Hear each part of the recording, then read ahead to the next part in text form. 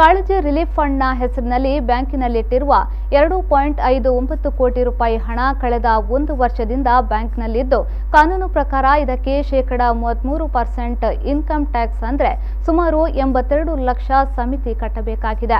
ಇಲ್ಲವಾದರೆ ಇದನ್ನು ಮುಖ್ಯಮಂತ್ರಿಯವರ ಪರಿಹಾರ ನಿಧಿಗೆ ಹಸ್ತಾಂತರಿಸಬೇಕು. ಕಾಳಜಿ ರಿಲೀಫ್ ಫಂಡ್ ಸಮಿತಿಯ ನಿರ್ಲಕ್ಷ್ಯದಿಂದಾಗಿ ಈ ಹಣ ತಾಲೂಕಿನ ಜನರಿಗೆ ದೊರೆಯದ ಪರಿಸ್ಥಿತಿ ನಿರ್ಮಾಣವಾಗಿದೆ.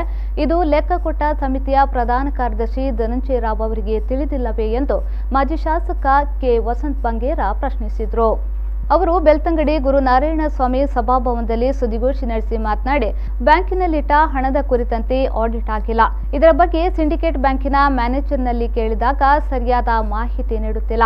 2 ದಿನದ ನಂತರ ಕೊಡುತ್ತೇವೆ ಎಂದು ಹೇಳುತ್ತಾರೆ. ಈ ರೀತಿ ಹೆದರುವ ಅಗತ್ಯವೇನೋ, ಇದರಲ್ಲಿ ಏನೋ ನಿಗೂಢತೆ ಅಡಗಿದೆ ಎಂದು ಬಂಗೇರ ಹೇಳಿದರು.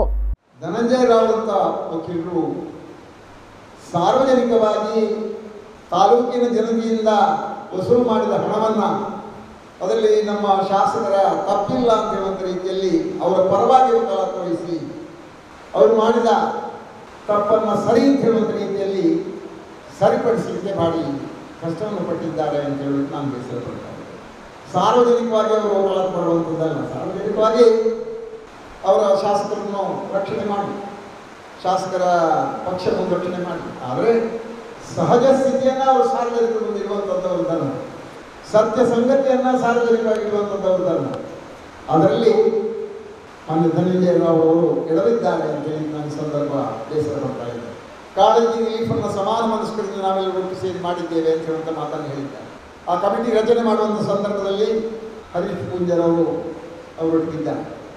ಸಾರ್ವಜನಿಕವಾಗಿ ಅವರು ದೇಣಿಗೆಯನ್ನು ಕೊಡಬೇಕು ಅಂತ ಹೇಳುವಂಥ ವಿನಂತಿಯನ್ನು ಪತ್ರಿಕೆಗಳಿಗೆ ಮಾಡಿದ್ದಾರೆ. ಯಾವನೇ ಒಬ್ಬ ವ್ಯಕ್ತಿ ಸಾರ್ವಜನಿಕರು ನೀಡುವಂಥ ದೇಣಿಗೆಯನ್ನು ಧನಂಜಯ ರಾವ್ ಅವರ ಸಮಿತಿಯವರ ಸಮಕ್ಷಮದಲ್ಲಿ ಅವರ ಕೈಯಲ್ಲಿ ಕೊಟ್ಟಿದ್ದು, ಅವರೆಲ್ಲರೂ ಕೂಡ ಆ ಚೆಕ್ಕನ್ನು ಹಣವನ್ನು ನೇರವಾಗಿ ಅಧ್ಯಕ್ಷ ಹರೀಶ್ ಪೂಂಜರಿಗೆ ಕೊಟ್ಟಿದ್ದಾರೆ ಅಂತ ಹೇಳುವಂಥದ್ದಕ್ಕೆ ನಿಮಗೆ ಕೊಟ್ಟಂಥ ಪತ್ರಿಕಾ ವರದಿಗಳು ಆಧಾರ ಅಂತ ಹೇಳುವಂಥ ಮಾತನ್ನು ಹೇಳ್ತೇನೆ. ಈ ಸಂದರ್ಭ ಕೆಪಿಸಿಸಿ ಜಿಲ್ಲಾಧ್ಯಕ್ಷ ಹರೀಶ್ ಕುಮಾರ್, ಬ್ಲಾಕ್ ಕಾಂಗ್ರೆಸ್ ಉಭಯ ಘಟಕಗಳ ಅಧ್ಯಕ್ಷರುಗಳಾದ ಶೈಲೇಶ್ ಕುಮಾರ್ ಕುರ್ತೋಡಿ, ರಂಜನ್ ಜಿ ಗೌಡ ಮೊದಲಾದವರು ಹಾಜರಿದ್ದರು.